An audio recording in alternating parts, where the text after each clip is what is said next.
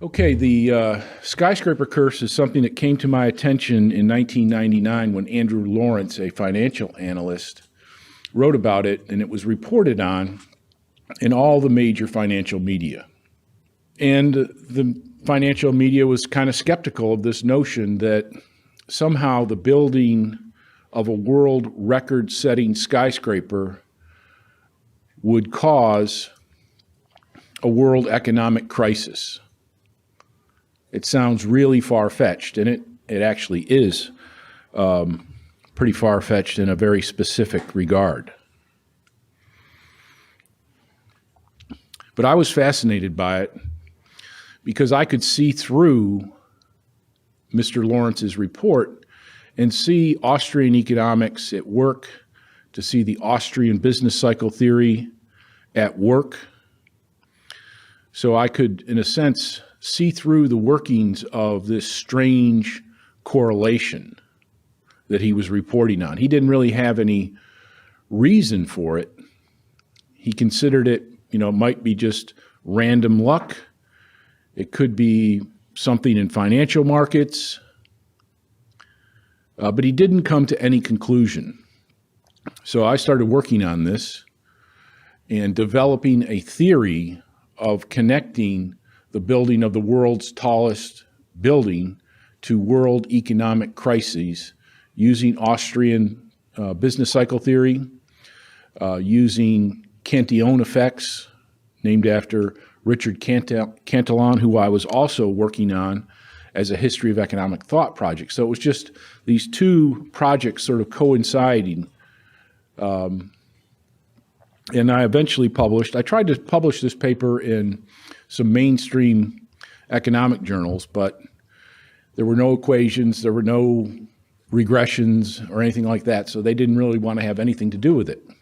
So I eventually published it in the Quarterly Journal of Austrian Economics in 2005 in the spring issue. And I'd encourage you to take a look at that particular paper because it will have most of what I'm going to be talking about here today in it. So what is this skyscraper curse?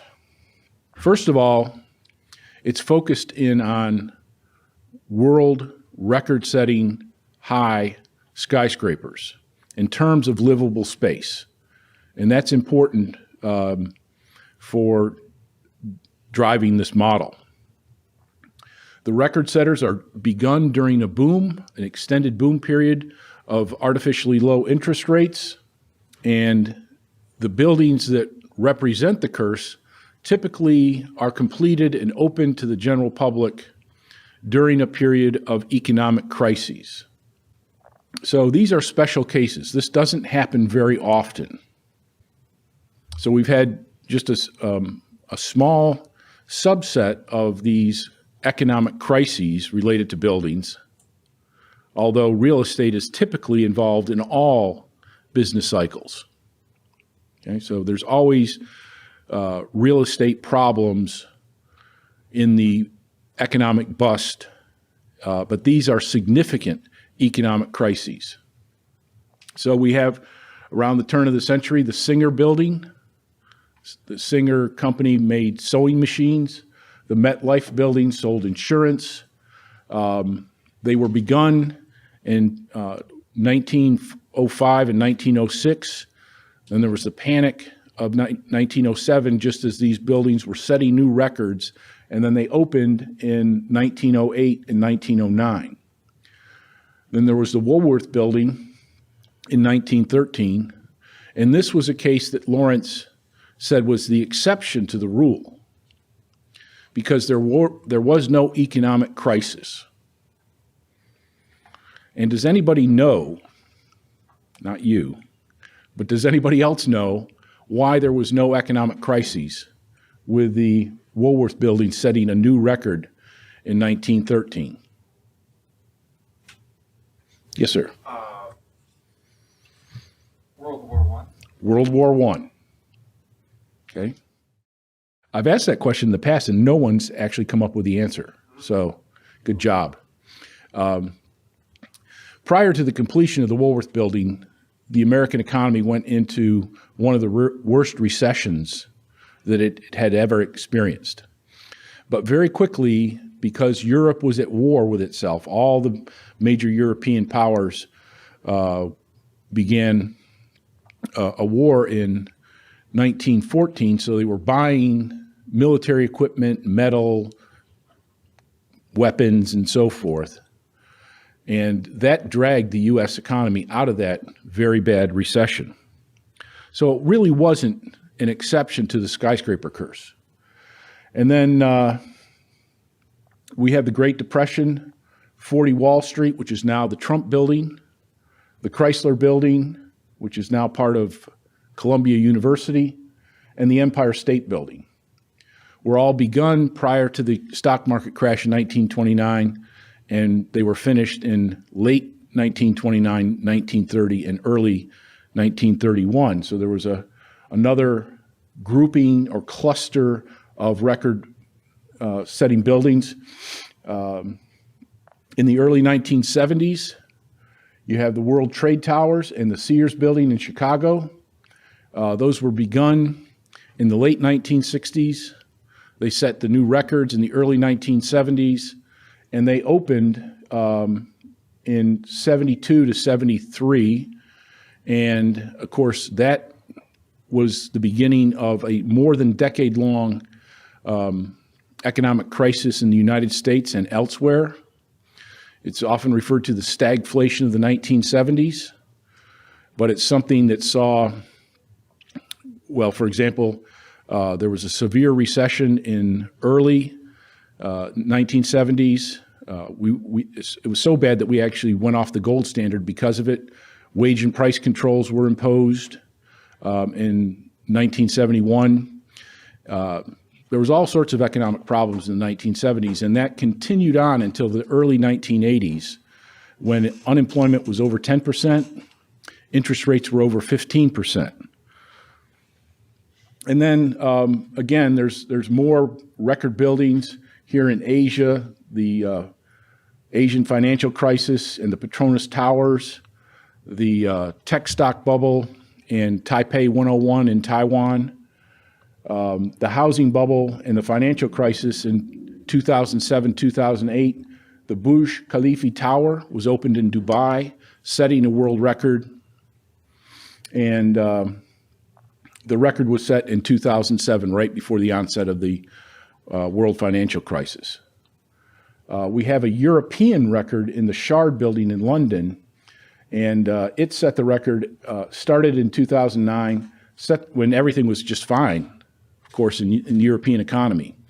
But when it set the record in 2012, of course, you had the European debt crisis, the pigs crisis, where you have, a third of the countries of Western Europe facing a very severe debt crisis. And of course, unemployment rates exceeding 10%, in some cases as high as 25%. So today, they're building a new world record-setting skyscraper in the deserts of Saudi Arabia, north of Jeddah, Saudi Arabia. The Kingdom Tower is projected to be an entire kilometer tall. However, the top 400 feet is just for show, basically. So it's only going to exceed the Burj Khalifa Tower by about less than a dozen stories. But it will set a new world's record. So in anticipation of that, it's scheduled to open in 2020. So it should be setting the record maybe in 2017-18 range. So how do we get the linkage from the skyscraper curse to the Austrian theory of the business cycle? Well, the Austrian theory of the business cycle is dependent upon low interest rates, artificially reduced interest rates. Okay, that's the driving force that fools entrepreneurs into making the wrong kind of investments in the economy, or male investments in the economy. So that's the engine that's driving this whole phenomenon. And in the skyscraper curse, The only difference between the skyscraper curse and the normal business cycle is that interest rates are held low for an extended period of time and well below what would be market-determined interest rates. So the central bank determined interest rate is lower than what would occur if it was completely market-driven. So these artificial interest rates have three influences on business and entrepreneurs, and ultimately this is going to create the skyscraper curse. The first effect is on interest rates and land prices. When interest rates are artificially low, this has the effect of raising the price of land in the economy, particularly in large metropolitan areas. So why is that the case? Well, say to yourself, if you had a property that you think is worth about $100,000 and interest rates are 0.5%, or in the case of my savings account, 1/100%.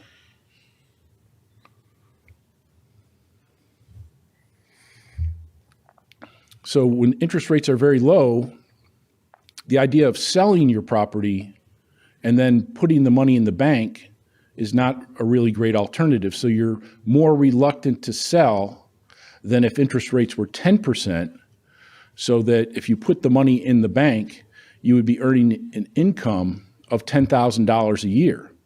So all of a sudden, with high interest rates, you're more willing to sell. And so that puts a downward pressure on land prices. When the interest rates are very, very low, people are reluctant to sell their land, and so the price of land goes up. What does that have, and what kind of effect does that have? Well, if land prices are very high, then developers, whether you're building skyscrapers or whatever, if you're building houses, it doesn't matter what you're building. If land prices are higher, you're going to have to put more square feet of usable space onto that property in order to make it profitable. So if Mama Goldberg's very valuable piece of land over here, if you were to buy that property and tear it down and to build something on it, well, I'd estimate that they'd probably charge you over $1 million for that piece of land. So any new developer would have an incentive to build not just one story, but maybe 3 or 4 stories on that piece of property.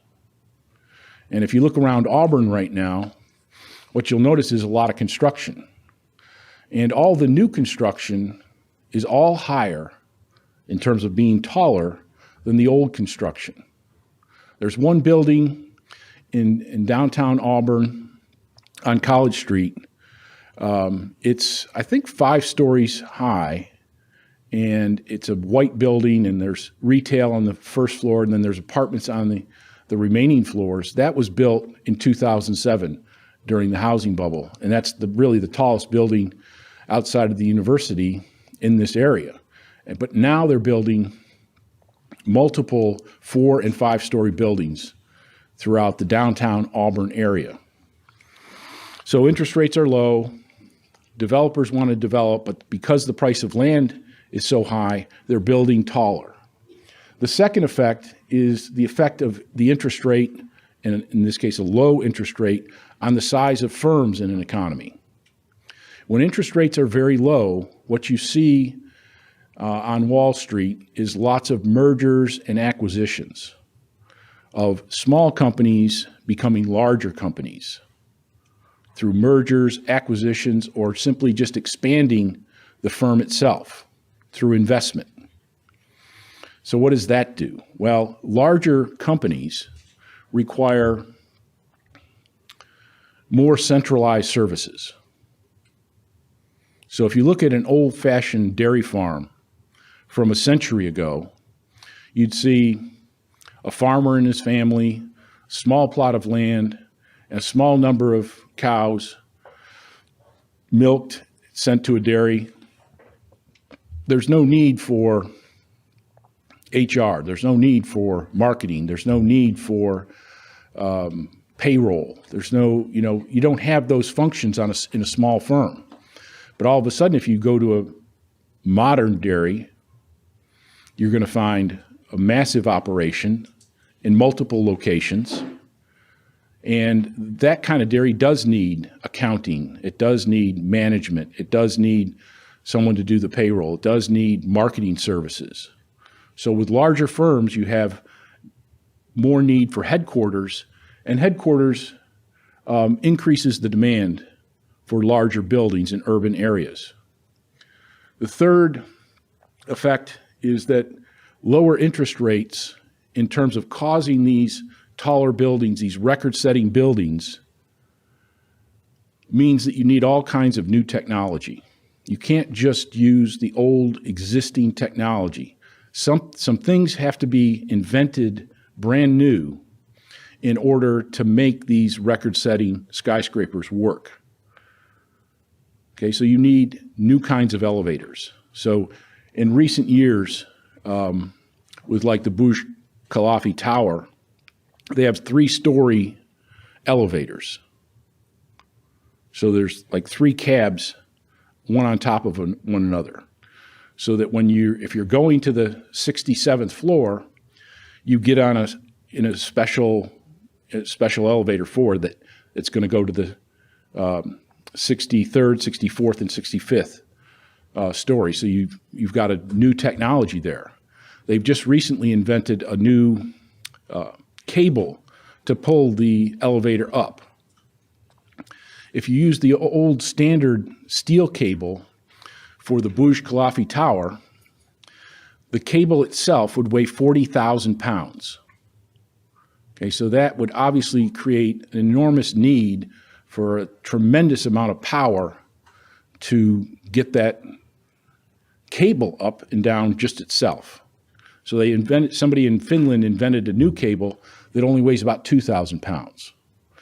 The Japanese have invented a new form of air conditioner that doesn't require ductwork throughout the building. So for example, in this room right here, there's a large space between the ceiling and the next floor. I think it's about 18 inches to 2 feet, and so that the ductwork can be run throughout the building. With the Japanese system, they don't need that. All they have is a hose that goes from room to room, and it brings the freon itself, not cold air, not cold water, not hot air or hot water, which is the traditional technology. They're just pumping the freon from room to room so that there's no need for that space to run the ductwork. And of course, if you're talking about 200-story building and you have to run this much space just for the air conditioning system, obviously it's going to cost a lot more. So firms have to innovate. They have to produce new technologies ahead of their time, so to speak. And those new technologies require new factories, new delivery systems. So the economy, in other words, is getting advanced technology that otherwise wouldn't be needed because of these new, taller buildings. And so we're not looking just at these skyscrapers themselves. We're looking at what's happening throughout the entire economy. Okay, this is some of the articles that I wrote regarding the housing bubble. I started with, actually I had one before that, before the 2004 Mises Daily article. But I've been asked a lot of questions this week about the Austrian theory of the business cycle, and can you know a bubble is out there? Can you know there's trouble coming? And the scientific answer is that we cannot know for sure something is coming. But if you know Austrian theory of the business cycle, you can observe telltale signs and hints of what's coming forth in the economy. And in early June of 2004, at the beginning of the week on Sunday, I went walking around my neighborhood, and a friend of mine, colleague of mine at Auburn University, owned a rental house on one of the streets that I walk on, and it had a for sale sign and then sold on it. And I knew I was there the day before walking, and there was no for sale sign, so I was kind of curious. And I went to my colleague on Monday morning, and I said, what's up with your house over there? He said, well, on Sunday, which is the day I went walking, a friend of ours who was a real estate agent convinced us to sell the house. And by the end of the day, on Sunday, they had 3 offers on the house, and it sold for above their asking price.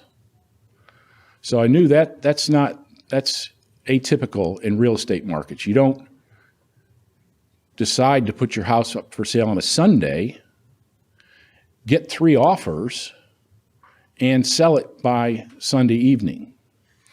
And then a couple days later, I was talking to my brother, who had just become an agent for a mortgage lending company in California.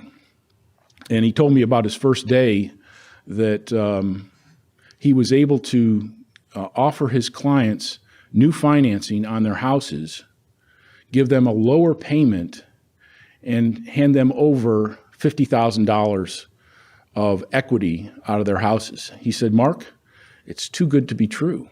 And I said, you're darn right it is too good to be true. And that's when I started writing the article. Now, in 2010, early 2010, CNN contacted me about the opening of the Burj Khalifa Tower. And so I sent him my work on the subject, and they pointed out that I wasn't surprised about the whole thing happening. And since then, there's been a pretty good amount of literature that's come out on the skyscraper curse, trying to figure it out by mainstream economists as well as Austrian economists. Greg Kaza, who's an Austrian economist and regularly publishes in the Quarterly Journal of Austrian Economics. He regularly comes to our research conference. He did the skyscraper curse for the state of Arkansas and the state of Michigan. So Razorbacks is the team name for the University of Arkansas, and Wolverines are the team names for the University of Michigan. So he was doing Michigan and Arkansas, looking at the tallest buildings in those states and comparing them to the business cycle, and he found a very good correlation between the two. Gunter Lüffler looked at skyscrapers and stock market returns. Jason Barr has written the most on this subject. He's written several papers from a mainstream econometric perspective, and he keeps on getting different answers using different data sets. He finds different reasons for the correlation between tower building and the economy. And I'll just highlight the last one that he did with a couple of colleagues, Mizrak and Munda from Rutgers University in New Jersey. Their paper, Skyscraper Height and the Business Cycle, Separating Myth from Reality. That didn't sound too good. And indeed, he basically attacks my 2005 paper and says that if you put the skyscraper curse to an empirical test, that it turns out skyscrapers do not cause business cycles. They looked at announcement dates and opening dates, and those were not correlated with gross domestic product. So they turned their attention to tall buildings in 4 countries and compared them with changes in real GDP per capita. And notice that none of these things, he's just looking at an ordinary business cycle, not economic crises type business cycles. And they found that using co-integration tests that show that GDP and height are co-integrated and share a common pattern. Therefore, they conclude that height does not predict cycles. They move together with temporary deviations due to builder competition near the peaks in the business cycle. And Lucas's paper here on why skyscrapers, a spatial economic approach, shows that lower interest rates increase land prices and wages. The higher opportunity cost of commuting leads to taller buildings, and this supports my original paper in 2005. Barr and his colleagues seem to draw the most opposing stance against the curse because he first showed that record-setting skyscrapers were the result in part of psychological factors such as builder competition, social status, and ego. Second, he showed that the date of the announcements and openings for record-setting skyscrapers does not fit the empirical pattern. And third, he shows empirically that skyscrapers do not curse or cause, but that some third factor or factors cause both skyscrapers and curses. And then The Economist magazine, after reading Barr's paper, decided that the skyscraper curse does not exist based on their evidence. Unfortunately, their evidence actually supports the skyscraper curse.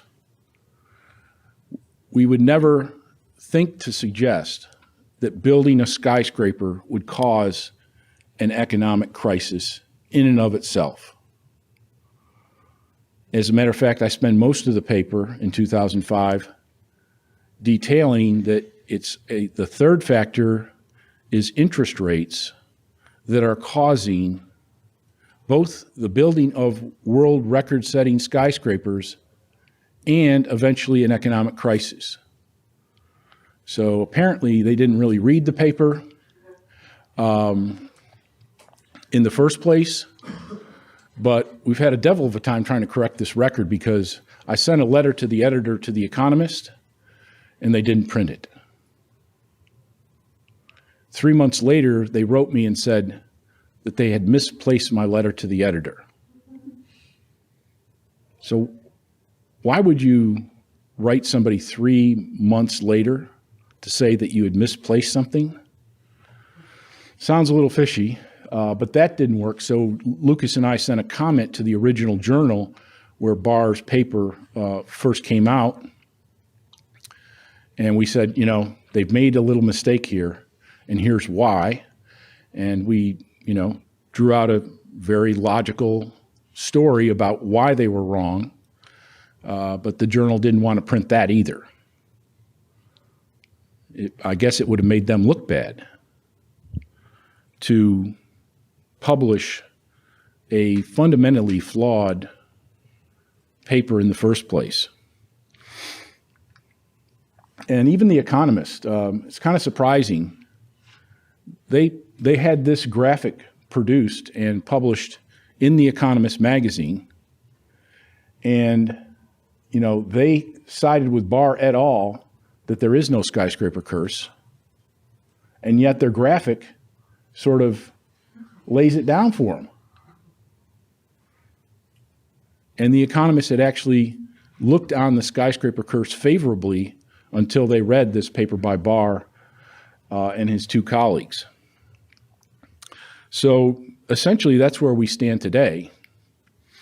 I think the evidence is pretty clear that record-setting skyscrapers correlate very well with large boom-bust periods that end up in economic crises. And we're also at the point where we're living in an economy where yet another world record skyscraper is being built. Right now, I think it's probably up to about 60 or 70 stories high right now. So it's in the works. There's nothing to say that it's going to actually be a world record-setting skyscraper because Saudi Arabia is in terrible shape right now. They're at war. They have terrorist problems. They have domestic problems. Their economy is not in good shape. It never was very particularly productive outside of pumping oil and gas out of the ground. And even that's kind of troublesome because of the fall in the price of of oil and gas. When that project was started in Saudi Arabia, the price of oil was well over $100 a barrel, and today it's down close to $40 a barrel. So there's nothing to guarantee that it's going to be built to a record-setting height, but that's what is in the works. Okay, well, I'll take some questions here, if you have any. Yes, sir. Hang on a second. I think my question is like, Yeah, as a matter of fact, when I said I was getting lots of questions about the business cycle, actually he gave them all to me, so. it's not me. Sorry. No. So I think my question is like, is this just like spurious correlation, like cherry picking of certain evidence? Because obviously you only have so many record-setting skyscrapers. And I think the second bit of question of that is like, how big is the relationship really? Like, so the Middle Eastern countries obviously build their wealth on oil, which doesn't always correlate with business cycles. And like the shark power isn't really connected to the big countries in any meaningful way. Like, yes, they share the interest, I get that, but yeah. Well, spurious correlation just means that they just happen randomly and there's nothing connecting them. And that's the main reason why nobody really took Mr. Lawrence's skyscraper index very seriously, because most of these financial indicators that you might hear about do not really fundamentally determine the economy of the stock market. There's things like the January effect, where if stocks are up in January, then they'll be up for the year. And for a while, that held pretty much true in a large majority of the cases, but there's nothing real about that. And we expect that those kind of indicators peter out over time. The Super Bowl index, another spurious indicator, when they discovered it, when it was discovered by financial journalists in the late 1970s, it was almost perfect. That if a NFL team, NFC team won, then it'd be a good market, good year in the stock market. If the AFC team won the Super Bowl, it would be a bad year in the economy. So, you've got to be skeptical of the skyscraper indicator, because so many of these other indicators just never made people money consistently. And so that's a possibility, but I think the connections of interest rates to how it transforms the economy, those are very well established connections in the fields of finance and real estate, and mergers and acquisitions. So those are all pretty straightforward causal factors that play a role in this model. Now, I have gone back into the 19th century and have shown that earlier record-setting skyscrapers also coincided with business panics, economic crises, and those kind of things. So we've actually been able to take the skyscraper indicator, which started with the panic of 1907, the Depression, the stagflation of the 1970s, and the Asian financial crisis, and we've been able to bring it forward in time to more recent records. We've corrected the record on the Woolworth building, and we've gone back into the late 19th century and found other correlations. So the number of skyscraper curse events has actually increased, and we haven't been running into the same sort of problem like the Super Bowl has, where its reliability continues to go down over time.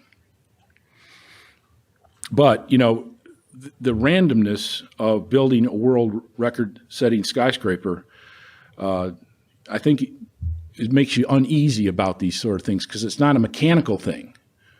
And it's more of these are more like unique, independent events. Yes, sir. Well, with New York rebuilding or doing the Freedom Tower, do you think based upon your research that could possibly happen? The crash or business? Well, the Freedom Tower, or I think it's called just simply the World Trade Center now, set a new record in North America. But in order to get the record for North America, they included a 400-foot television transmission tower on top of it. And that's not livable space. It doesn't require any new technology. And so I never expected the Freedom Tower, as it was called back then, to ignite a world economic crisis, because it wasn't a genuine world record. Yes, sir.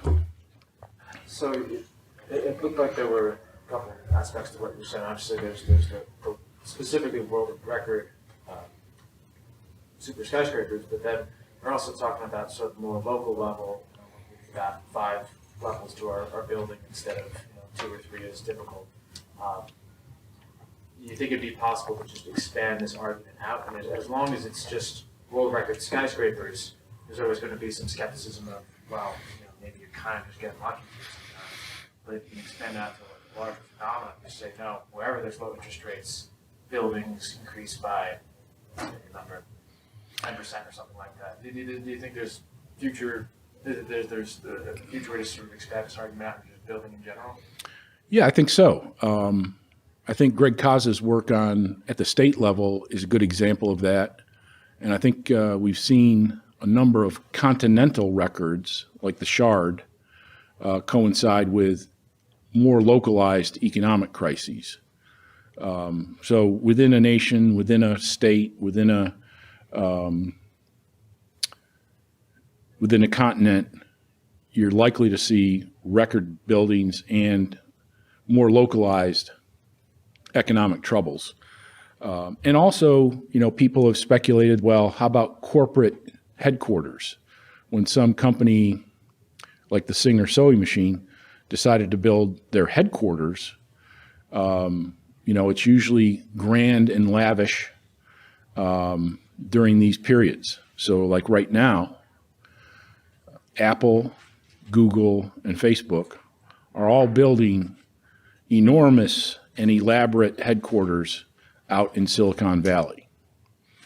And so that would suggest to me, based on this kind of anecdotal evidence, that we're in for, between now and a couple of years, in for a major problem in that area of the stock market or that area of the economy. Right now, as they're building these elaborate headquarters, Google and Apple and Facebook have been at record high stock prices, record revenue.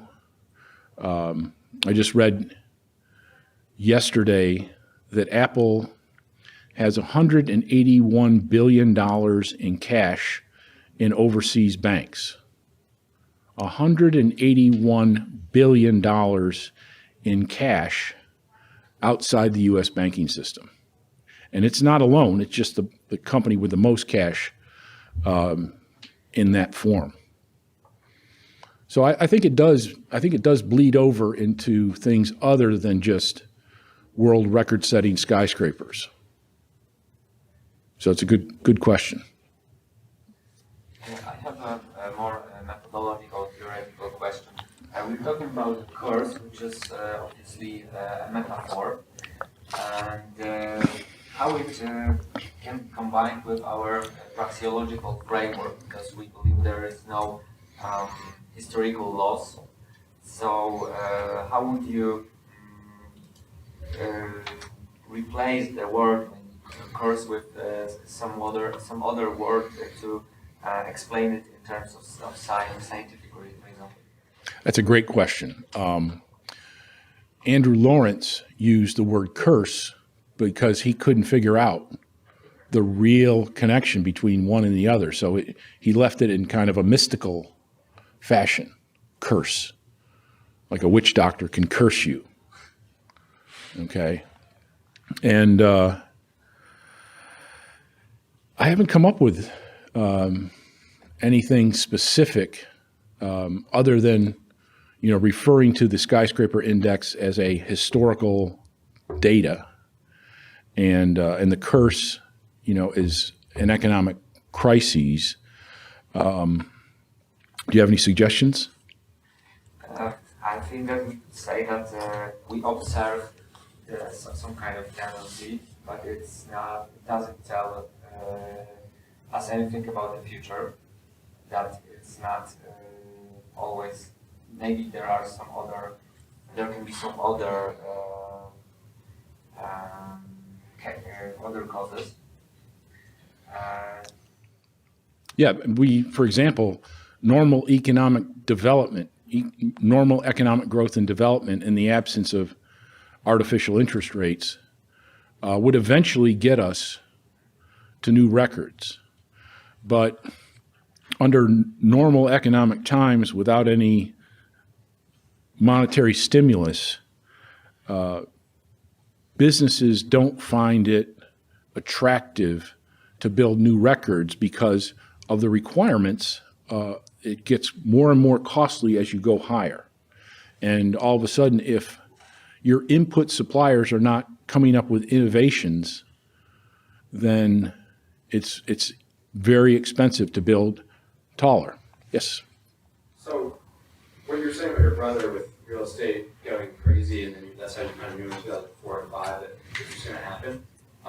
My brother's girlfriend is a real estate market person and cannot hold on to property right now in northern New Jersey. So property values are at an all-time high, and they're regularly high because of this.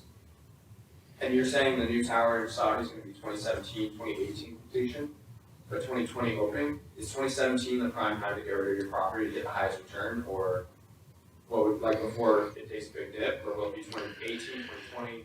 Well, I don't really know, obviously. And that's one of the things that Austrian theory makes us well aware of, is that we cannot know such things with certainty. We can't know that we're in a bubble. We can be pretty clear that we're in a bubble, but we can't know it. And I remember very vividly from June of 2004, for the next couple of years, people were asking me, what do I do? I mean, total strangers would call up and say, my wife is desperate to get into a house with, enough room for washer and dryer. And he's talking real low on the phone, like someone's might hear him. And I'm like, what can I tell you? I mean, I can't tell you when it's going to go down, how much it's going to go down, if it's going to go down. There are a lot of factors which might mitigate the ultimate effect. And I would say, real estate is continuing to go higher right now in most markets. And there's not a lot of reports at all that real estate is slowing down or going down throughout the economy. So it doesn't look like it's imminent, which is a good thing because I'm working on a book on all this stuff and it's not done yet. But I'm working feverishly on this book. It's going to be called The Skyscraper Curse and Why Austrian Economists Have Been Getting the Business Cycle Right for 1 Century. Might have to shorten that title a little bit, but that's my working title. Thank you very much for your attention.